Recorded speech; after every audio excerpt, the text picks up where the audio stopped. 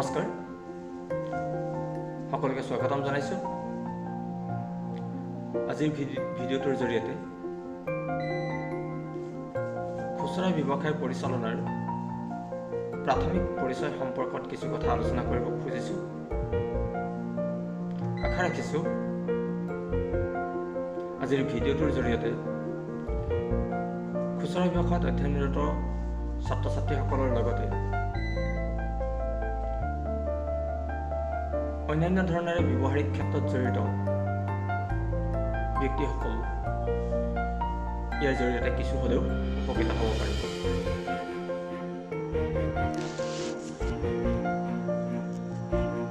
অতি প্ৰাচীন কালৰ পৰা খুচুৰা ব্যৱসায় চলি অহা দেখা যায়।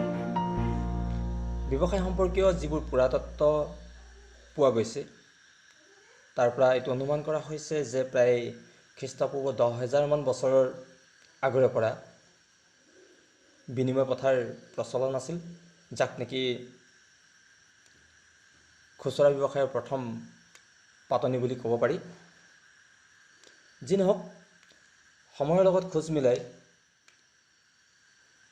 ব্যৱসায় বা ৰিটেইল ট্ৰেড বহুখিনি আগবাঢ়ি গৈছে আৰু সেয়েহে খুচুৰা ব্যৱসায় পৰিচালনা সম্পৰ্কীয় যিবোৰ দিশ আছে এইবোৰ এজন ৰিটেইলাৰৰ বাবে খুবেই আৱশ্যকীয় বুলি আমি বৰ্তমান সময়ত ক'ব পাৰোঁ।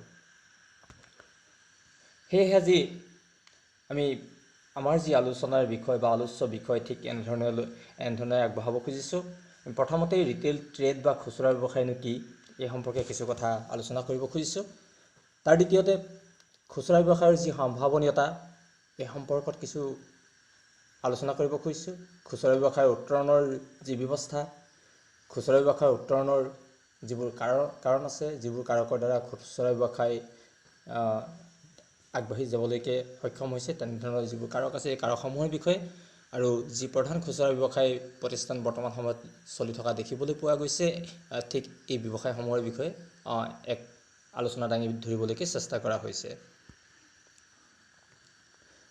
আমি যদি চাওঁ এতিয়া খুচুৰা বা ৰিটেইল ট্ৰেডনো কি, মানে এজন ৰিটেইলাৰে গ্ৰাহকক পোনপটীয়াকৈ সামগ্ৰী যোগান ধৰে। ৰিটেইলাৰ আৰু কাষ্টমাৰৰ লগত এটা পোনপটীয়া যোগাযোগ থাকে, যিবোৰ সামগ্ৰী নেকি পুনৰ বিক্ৰীৰ বাবে দিয়া নহয়। খুচুৰা ব্যৱসায়ত সাধাৰণতে বস্তু কনজামশ্যন বা আল্টিমেট ইউজৰ কাৰণে বিক্ৰী কৰা হয়। ইয়াক সেইটো কাৰণে বিতৰণ যি ব্যৱস্থা আছে, বিতৰণ ব্যৱস্থাৰ একেবাৰে শেষ পৰ্যায় বুলি লোৱা হয়। খুচুৰা ব্যৱসায়ত যিবোৰ সামগ্ৰী বিক্ৰী কৰা হয় সেই সামগ্ৰীবিলাক পুনৰ বিক্ৰীৰ যি ব্যৱস্থা, তেনেধৰণৰ ব্যৱস্থা দেখিবলৈ পোৱা নাযায়। এতিয়া আমি যদি চাওঁ খুচুৰা ব্যৱসায়ৰ যি সম্ভাৱনীয়তা, এই সম্ভাৱনীয়তা যথেষ্টখিনি আছে। ইয়াৰ যদি মূল কাৰণবোৰ মন কৰোঁ কি কেনেধৰণে আমি চাব পাৰোঁ। প্ৰথমতেই আমি ক'ব পাৰোঁ বিশ্বজুৰি যি খুচুৰা ব্যৱসায়ৰ দ্ৰুত উন্নয়ন হৈছে, ই খুচুৰা ব্যৱসায় ক্ষেত্ৰখনলৈ যথেষ্টখিনি সুবিধা লৈ আহিছে, যিটো নেকি বিশ্বৰ পঞ্চম বৃহত্তৰ উদ্যোগ বুলি বৰ্তমান চিহ্নিত কৰিব পাৰি। খুচুৰা ব্যৱসায় হৈছে বিশ্বৰ পঞ্চম বৃহত্তৰ উদ্যোগ, যিটো ছেক্টৰত নেকি যথেষ্টখিনি সুবিধা আছে। আৰু অকল যে উন্নয়ন হৈছে এনে নহয়, ইটছ এ বুমিং ইণ্ডাষ্ট্ৰী, উন্নয়নৰ দিশত আছে। আমি যদি ইণ্ডিয়াৰ বা ভাৰতবৰ্ষৰ পাৰ্চেণ্টেজটো মন কৰোঁ, তেনেহ'লে আমি দেখিম যে প্ৰায় 20-25% বছৰি ই প্ৰগতি লাভ কৰা দেখিবলৈ পোৱা গৈছে। এতিয়া যদি আমি খুচুৰা ব্যৱসায়ৰ যি উত্তৰণ ব্যৱস্থা, এই উত্তৰণ ব্যৱস্থা সম্পৰ্কে যদি এক অৱলোকন কৰোঁ, তেতিয়া আমি তাক মূলতঃ 4টা ভাগত চাব পাৰোঁ।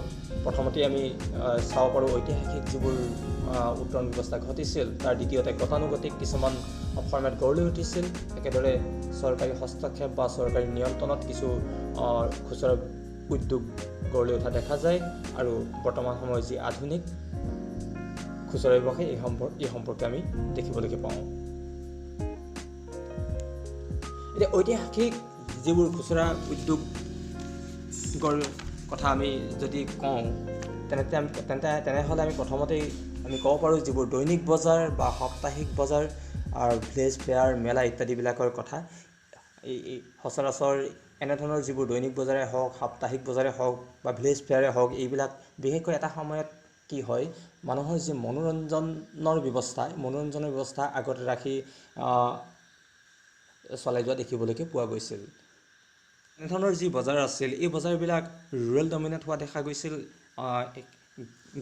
গ্ৰামাঞ্চলত বেছি ধৰণে দেখিবলৈ পোৱা গৈছিল। গ্ৰামাঞ্চলৰ মানুহবিলাক যেতিয়া বিশেষকৈ কোনো ধৰণৰ কাম বন নাছিল, তেতিয়া তেওঁলোকে এই এনেধৰণৰ বজাৰবিলাকৰ জৰিয়তে এক মনোৰঞ্জন আৰু নিজৰ নিত্য প্ৰয়োজনীয় সামগ্ৰীবিলাক গোটাই লোৱাৰ ব্যৱস্থা কৰিছিল। তাৰ দ্বিতীয়তে আমি যদি গতানুগতিক যি আমাৰ বজাৰবিলাকৰ কথা কওঁ, তেতিয়াহ'লে আমি লাহে লাহে দেখিম এই দৈনিক বজাৰে হওক, সাপ্তাহিক বজাৰ হওক বা বিভিন্ন ধৰণৰ ভিলেজ মেলাবিলাকেই হওক, তাৰ পিছৰ পৰ্যায়ত কিন্তু ক্ৰমান্বয়ে যিবোৰ কনভেনিয়েঞ্চ ষ্ট'ৰ হওক, কিৰাণা ষ্ট'ৰে হওক বা মম এণ্ড পপ ষ্ট'ৰ হওক, এনেধৰণৰ ষ্ট'ৰবিলাক গঢ় লৈ উঠিছিল। এটা সময়ত মেলা আছিল, তাৰপিছত ক্ৰমান্বয়ে ইটছ এ কাইণ্ড অফ ফৰ্মেটলৈকে গুচি আহিল আৰু ই এক গতানুগতিক খুচুৰা ব্যৱসায়ীলৈকে পৰিগণিত হ'ল। বিশেষকৈ এনেধৰণৰ যিবিলাক ৰিটেইল ফৰ্মেট, এইবিলাকৰ জৰিয়তে ওচৰ চুবুৰীয়া গ্ৰাহকসকলক সাঙুৰি লোৱাৰ এটা প্ৰৱণতা দেখিবলৈ পোৱা গৈছিল। ওচৰ চুবুৰীয়া গ্ৰাহকসকলৰ যি অভাৱ আছে, সেই অভাৱখিনি পূৰণ কৰিবৰ কাৰণে এনেধৰণৰ ৰিটেইল ফৰ্মেটবিলাক গঢ় লৈ উঠিছিল।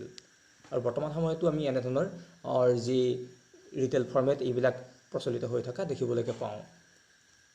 তাৰ পাছতে লাহে লাহে চৰকাৰী নিয়ন্ত্ৰণ ব্যৱস্থাত কিছু ৰিটেইল ফাৰ্মত গঢ় লৈ উঠা দেখিবলৈ পোৱা যায়। তাৰে ভিতৰত আমি PDSৰ কথা ক'ব পাৰোঁ। ৰাজহুৱা যি বিতৰণ ব্যৱস্থা, খাদী উদ্যোগ, কোঅপাৰেটিভ ছ'চাইটি, এইবিলাকৰ জৰিয়তে চৰকাৰে এক নিয়ন্ত্ৰণৰ মাজলৈকে আনে আৰু খুচুৰা ব্যৱসায়ত এক নতুন অধ্যায়ৰ সূচনা হয়।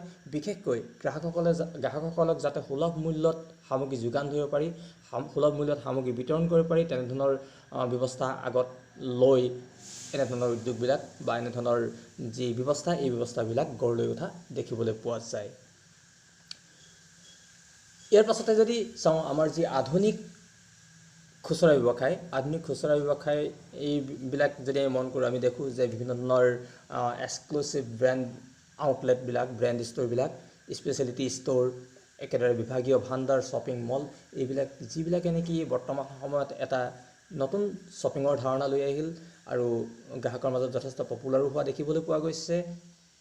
মূলতঃ গ্ৰাহকে যিখিনি বিচাৰে সেইখিনি তেওঁলোকে দিবৰ কাৰণে সক্ষম হৈ উঠিছে। আধুনিক খুচুৰা ব্যৱসায়ৰ আন এটা বৈশিষ্ট্য হ'ল কি, পূৰ্বৰ যি বজাৰকৰণৰ ধাৰণা আঁতৰাই লাহে লাহে শ্বপিঙৰ এক ব্যৱস্থা সাঙুৰি লোৱালৈকে দেখিবলৈকে পোৱা যায়। বজাৰৰ পৰিৱৰ্তে শ্বপিং। আগৰ অৱস্থাত কি হৈছিল, সাধাৰণতে মানুহে বজাৰ কৰাৰ ধাৰণা এটা বজাৰ কৰিবৰ কাৰণে মনত এটা ধাৰণা লৈছিল, কিন্তু বৰ্তমান সময়ত বজাৰৰ পৰিৱৰ্তে সেই শ্বপিঙৰ ধাৰণাটো গ্ৰাহকৰ মনলৈকে অনা দেখিবলৈকে পোৱা যায়। এতিয়া যদি আমি ৰিটেইল ব্যৱসায়ৰ যি উত্তৰণ, এই উত্তৰণৰ সম্পৰ্কে চাওঁ, তেতিয়া আমি প্ৰথমতেই আমাৰ যি বিনিময় প্ৰথাৰ কথা ক'ব লাগিব। বিনিময় প্ৰথাৰ ফাৰ্ষ্ট ষ্টেজ, ব্যৱসায়ৰ যি ফাৰ্ষ্ট ষ্টেজ, এইটো হৈছে বিনিময় প্ৰথা। বস্তুৰ সলনি বস্তু বিনিময় কৰি লোৱাৰ এটা প্ৰৱণতা আছিল। পাছৰ পৰ্যায়ত যেতিয়া তাত যথেষ্টখিনি সুবিধা অসুবিধাৰ কথা আহি পৰিল আৰু বিশেষকৈ যেতিয়া মুদ্ৰাৰ প্ৰচলন হ'বলৈকে ল'লে, মুদ্ৰাৰ প্ৰচলনে সেই বিনিময় প্ৰথাৰ পৰিৱৰ্তে সামগ্ৰীৰ সলনি মুদ্ৰাৰ পৰিৱৰ্তন কৰি লোৱাৰ এটা ব্যৱস্থা গঢ়ি তুলিলে আৰু লাহে লাহে বিনিময় প্ৰথা বৰ্তমান সময়ত প্ৰায় দেখিবলৈ পোৱা নাযায়। আমি যদি অসমৰ কথা কওঁ, এতিয়াও জোনবিল মেলা প্ৰচলিত, অকল সেই জোনবিল মেলাই প্ৰচলন হৈ আছে। বাকী এনেধৰণৰ বিনিময় প্ৰথাৰ বিলুপ্তি ঘটিছে আৰু যি এই বিনিময় প্ৰথা, বস্তুৰ সলনি বস্তু বিনিময় কৰাৰ পৰিৱৰ্তে বস্তুৰ সলনি মুদ্ৰাৰ প্ৰচলন হোৱা দেখিবলৈকে পোৱা যায়। দেন যি গতানুগতিক ব্যৱসায়বিলাক লাহে লাহে উত্তৰণ হয়। আমি আগৰ শ্লাইডত আলোচনা কৰিছোঁৱেই যে mom and pop store, kirana store, এনেধৰণৰ ষ্ট'ৰবিলাক লাহে লাহে প্ৰচলন হ'বলৈকে লয় আৰু গ্ৰাহকৰ যি অভিযোগ, এইবিলাক পূৰণত যথেষ্টখিনি সহায় হৈ পৰে। তাৰ দ্বিতীয়তে মেনুফেকচাৰিং ইণ্ডাষ্ট্ৰীবিলাকৰ কথা আমি ক'ব পাৰোঁ। যেতিয়া মেনুফেকচাৰিং ইণ্ডাষ্ট্ৰীবিলাক গঢ় লৈ উঠে, যেতিয়া মেনুফেকচাৰিঙৰ ওপৰত বেছি জোৰ দিয়া হ'ল বা সামগ্ৰী মেনুফেকচাৰিঙৰ কথা আহি পৰিল, তেতিয়া মেনুফেকচাৰিঙৰ কাৰণে অট'মেটিকেলি কিছুমান ব্ৰেণ্ড আউটলেটৰ প্ৰয়োজন হৈ পৰিল। অকল সামগ্ৰী উৎপাদন কৰিলেই নহ'ব, সেই সামগ্ৰীবিলাক বিতৰণ হ'ব লাগিব। আৰু তেনে চৰ্তত মেনুফেকচাৰিং ইণ্ডাষ্ট্ৰীবিলাকে বহু সময়ত কিছুমান তেওঁলোকৰ নিজাববীয়া ষ্ট'ৰ প্ৰস্তুত কৰিবলগীয়া লয়, আৰু সেই খুচুৰা ব্যৱসায়ত ই যথেষ্টখিনি উত্তৰণৰ দিশত সহায় কৰে। আৰু এটা এই মেনুফেকচাৰিং ইণ্ডাষ্ট্ৰীৰ যি পিৰিয়ড, আমি সেই পিৰিয়ডৰ কথা যদি আমি মন কৰোঁ, তেতিয়া দেখোঁ যে বজাৰখন একচেটিয়া ধৰণৰ আছিল, মনোপলি টাইপৰ, প্ৰতিযোগিতা খুব কম আছিল। কিন্তু লাহে লাহে যেতিয়া 1980 চনমানৰ পৰা মুক্ত অৰ্থনীতিৰ কথা আহিল, মুক্ত অৰ্থনীতিয়ে খুচুৰা ব্যৱসায়ত যথেষ্টখিনি প্ৰভাৱ পেলায়, আৰু ফলত যি খুচুৰা ব্যৱসায়ৰ উত্তৰণ ব্যৱস্থা ই দুপে আগবাঢ়ি যাবলৈকে লয়।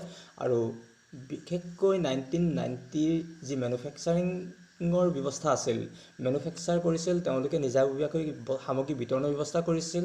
তাৰ পৰিৱৰ্তে কিন্তু পুনৰ ৰিটেইলৰ যি ধাৰণা, ই 1990 চনমানৰ পৰাহে দেখিবলৈ পোৱা যায়। তাৰ আগৰ চোৱাত আমি কৈছোঁ যে বজাৰবিলাক যদি আমি চাওঁ, কিছু মনোপলি টাইপৰ আছিল, প্ৰতিযোগিতা খুব কম আছিল, আৰু খুচুৰা সামগ্ৰী যি বিকল্প, সেই বিকল্প কম থকাৰ কাৰণে যি উৎপাদিত সামগ্ৰী তাকেই ক্ৰয় কৰিবলৈ গ্ৰাহক বাধ্য আছিল। কিন্তু বৰ্তমান সময়ত তেনে নহয়। বৰ্তমান সময়ত এটা পূৰ্ণ প্ৰতিযোগিতাৰ মাজেৰে আগবাঢ়ি যোৱা দেখিবলৈ পোৱা যায়, আৰু এই যি পূৰ্ণ ৰিটেইলৰ ধাৰণা, ই প্ৰায় 1990 চনমানৰ পৰা হোৱা দেখিবলৈ পোৱা যায়। ঠিক সমসাময়িকভাৱে যি উত্তৰণ, এই সমসাময়িক উত্তৰণৰ দিশত super market, hyper market, brand store, speciality store, আৰু বৰ্তমানত খুবেই জনপ্ৰিয় ই ব্যৱসায়ৰ কথা আমি ক'ব পাৰোঁ।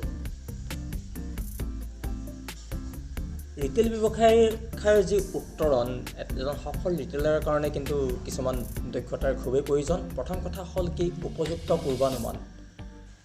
এজন সফল ৰিটেইলাৰ বা সফল ব্যৱসায়টোক উত্তৰণৰ দিশত লৈ যাবৰ কাৰণে উপযুক্ত পূৰ্বানুমান কৰিব পাৰিব লাগে। কেনেধৰণৰ সামগ্ৰী বজাৰত উলিয়াই দিলে লাভ হ'ব, কেনেধৰণৰ সামগ্ৰীয়ে লোকচান সৃষ্টি কৰিব, এনেধৰণৰ কথাবিলাক ডেট মিনছ উপযুক্ত যি অনুমান কৰা হ'ব, পূৰ্ব অনুমান কৰা হ'ব, সেই পূৰ্ব অনুমান যাতে সঠিক ৰূপত হয়, ই খুব প্ৰয়োজনীয়।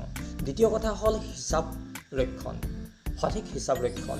উপযুক্ত হিচাপ ৰক্ষণ বৰ্তমান সময়ত খুবেই প্ৰয়োজন, কিয়নো প্ৰত্যেক লাভ লোকচানৰ হিচাপেই হওক, ইনক্লুডিং প্ৰফিট এণ্ড লছ, আমি গ্ৰাহকৰ যি তথ্য ৰখালৈকে গোটেই যিবোৰ হিচাপ, আমি হিচাপবিলাক সাঙুৰি ল'ব পাৰোঁ। এই গোটেই হিচাপ যেতিয়া সঠিক হ'ব, সঠিক হিচাপ ৰক্ষণ অবিহনে কেতিয়াও ব্যৱসায়টো সুকলমে পৰিচালনা কৰাৰ কথা চিন্তা কৰিব নোৱাৰি। উত্তৰণৰ দিশত এই যি হিচাপ ৰক্ষণ, ই যথেষ্টখিনি গুৰুত্বপূৰ্ণ ভূমিকা পালন কৰে। দেন উপযুক্ত ষ্ট'ৰ কণ্ট্ৰলৰ কথা আমি ক'ব পাৰোঁ। সামগ্ৰী যি ষ্টক হ'ব, সেই ষ্টক আমি যাতে as per demand and supply দুয়োটাৰ এটা সামঞ্জস্য মিলাই ৰখাৰ যি ব্যৱস্থা, উপযুক্ত ষ্টক কণ্ট্ৰল, ইয়াৰ ওপৰত গুৰুত্ব দিব লাগে, বা এইখিনি যেতিয়া ঠিকমতে কৰিব পৰা যায়, তাৰ প্ৰতি চকু ৰাখিব লাগে। দেন আটাইতকৈ গুৰুত্বপূৰ্ণ কথা হ'ল কি, বজাৰকৰণৰ কৌশল। কিয়নো বৰ্তমান সময়ত পূৰ্ণ প্ৰতিযোগিতাৰ বজাৰ। আজি যদি এটা প্ৰডাক্ট বজাৰলৈকে আহিছে, ঠিক সমসাময়িক একেই প্ৰডাক্ট দ্বিতীয় দিনেই বজাৰ নতুনকৈ দেখিবলৈ পোৱা যায়। এনে এক পূৰ্ণ প্ৰতিযোগিতাময় বজাৰত যি বজাৰকৰণৰ কৌশল, নিজৰ সামগ্ৰীটো বজাৰত ব্যতিক্ৰমী ৰূপত উলিয়াই দিয়াৰ যি প্ৰচেষ্টা, এই প্ৰচেষ্টাত সফল হ'ব পাৰিব লাগিব। তেতিয়াহে আমি এজন ৰিটেইলাৰৰ কাৰণে ৰিটেইল ব্যৱসায়ৰ যি উত্তৰণ, ই সম্ভৱপৰ বুলি ক'ব পাৰোঁ। কিছু বিপদাশংকা আছে, কিয়নো আমি যদি প্ৰথমতে চাওঁ, সীমিত গ্ৰাহক বজাৰ। বৰ্তমান সময়ত যি প্ৰত্যেকটো সামগ্ৰীৰ বিকল্প সামগ্ৰী আহি যায় বজাৰলৈকে, আৰু সামগ্ৰী যথেষ্ট পৰিমাণে এভেইলেবল পোৱা যায়। গ্ৰাহকে কোনটো কিনিব, কোনটো এৰিব, এনেধৰণৰ এটা ডাইলেমাত পৰি যোৱাও বহু সময়ত দেখিবলৈ পোৱা যায়। তাৰ মাজত ই এটা বিপদাশংকা এইটো কাৰণেই যে যি পৰিমাণে মেনুফেকচাৰিং হৈছে, ঠিক সেই পৰিমাণে গ্ৰাহকৰ যি পৰিমাণ, সেই গ্ৰাহকৰ পৰিমাণ কিন্তু সীমিত ৰূপত থকা দেখিবলৈ পোৱা যায়। অৱশ্যে ইয়াৰ বহুতো কাৰণ আছে, বিতংকৈ আমি আৰু কিছু আলোচনা কৰিব লাগিছিল, খুব চমুকৈ আলোচনা কৰিছোঁ। মুঠৰ ওপৰত আমি বিপদাকাংক্ষা বুলি কওঁতে আমি চমুকৈ এই ধৰণে বুজি লৈছোঁ যে যি সামগ্ৰী উৎপাদনৰ তুলনাত যি সীমিত গ্ৰাহকৰ সেই সীমিত গ্ৰাহকখিনিৰ মাজতেই নতুন সামগ্ৰীও টিকি থাকিব লাগিব। চ' ছাপ্লাই চেইনৰ কিছু অসুবিধা আছে। ছাপ্লাই চেইন মেনেজমেণ্টৰ বহু সময়ত কিছুমান অনাকাংক্ষিত বা অনিশ্চয়তাত থাকিব লগা হয়। হঠাৎ কিবা এটা হৈ গ'ল, তেতিয়া আমাৰ যি ছাপ্লাই চেইন সামগ্ৰী বিতৰণ ব্যৱস্থাৰ যি অসুবিধা, সেই অসুবিধাই ব্যৱসায়ত যথেষ্টখিনি বিপদাকাংক্ষা নমাই আনিব পাৰে। আমি ক'ব পাৰোঁ নিৰ্ধাৰিত কিছুমান নীতি নিয়মৰ কথা। কিছুমান ব্যৱসায় যিহেতু কিছুমান নিৰ্দিষ্ট বা নিৰ্ধাৰিত নীতি নিয়মৰ মাজেৰে যাব লগা হয়, তাত যথেষ্টখিনি নীতি নিয়ম আছে। গভৰ্ণমেণ্ট হস্তক্ষেপেই হওক, গভৰ্ণমেণ্টৰ ৰুল ৰেগুলেশ্যনেই হওক, আৰু বিশেষকৈ আমি যদি ৰিটেইল ছেক্টৰৰ কথা কওঁ, তেতিয়া আমি RAIৰ কথা ক'ব পাৰোঁ, ৰিটেইল এছ'চিয়েশ্যন অফ ইণ্ডিয়া। RAIৰ কিছুমান নীতি নিয়ম আছে, আৰু সেই নীতি নিয়মখিনি মানি নচলিলে বহু সময়ত কিছু বিপদৰ শংকাত ভুগিবলগীয়া হয়। গতিকে এই এনেধৰণৰ কিছু বিপদাশংকা খুচুৰা ব্যৱসায়ৰ ক্ষেত্ৰত দেখিবলৈকে পোৱা যায়। বিপদাশংকা আছে যদিও ব্যৱসায় সদায় লাভ আৰু লোকচানৰ মাজতেই পৰিচালিত এটা বিষয়, য'ত ৰিস্ক কম তাত হয়তো প্ৰফিটো কম।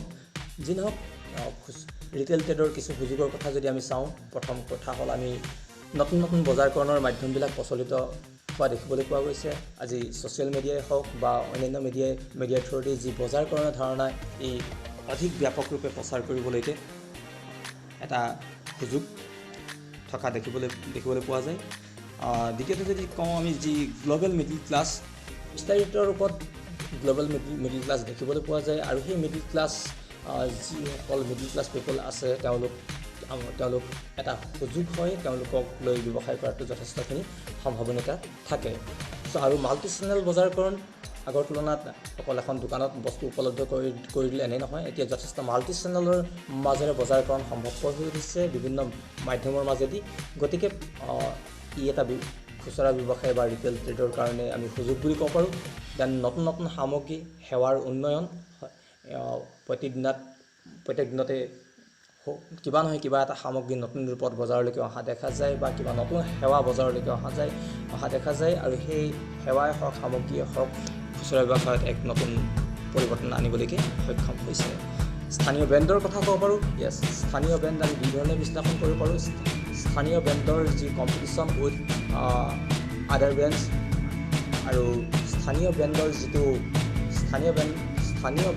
যিটো সম্ভাৱনা বা ব্ৰেণ্ডৰ প্ৰতি মানুহৰ সচেতনতা, এই সচেতনতাৰ উদ্যোগে এটা খুচুৰা ব্যৱসায়ৰ সুযোগ হ'ব পাৰে। বহু ক্ষেত্ৰত বাহিৰৰ ব্ৰেণ্ডৰ লগত ইয়াৰ এটা কম্পিটিশ্যন, আৰু একে সময়তে স্থানীয় ব্ৰেণ্ডৰ প্ৰতি মানুহৰ যি আগ্ৰহ, এই আগ্ৰহো এটা নতুন সুযোগ হ'ব পাৰে। পূৰ্ণ প্ৰতিযোগিতা বুলি কওঁতে বজাৰকৰণৰ কথা আমি পুনৰবাৰ ক'ব পাৰোঁ। আমাৰ সামগ্ৰী কিমান সঠিক ৰূপত বজাৰকৰণ কৰিবলৈকে সক্ষম হৈছোঁ, তাৰ ওপৰত নিৰ্ভৰ কৰিব আমাৰ উত্তৰণৰ কথা, আৰু এইবিলাক সুযোগ লৈ আমি আগবাঢ়ি যাব লাগিব। সকলোকে ধন্যবাদ জনাইছোঁ। পুনৰ খুচুৰা ব্যৱসায় সম্পৰ্কীয় এনে কিছু ভিডিঅ'ৰ জৰিয়তে পুনৰবাৰ লগ পোৱাৰ কামনাৰে সামৰিছোঁ।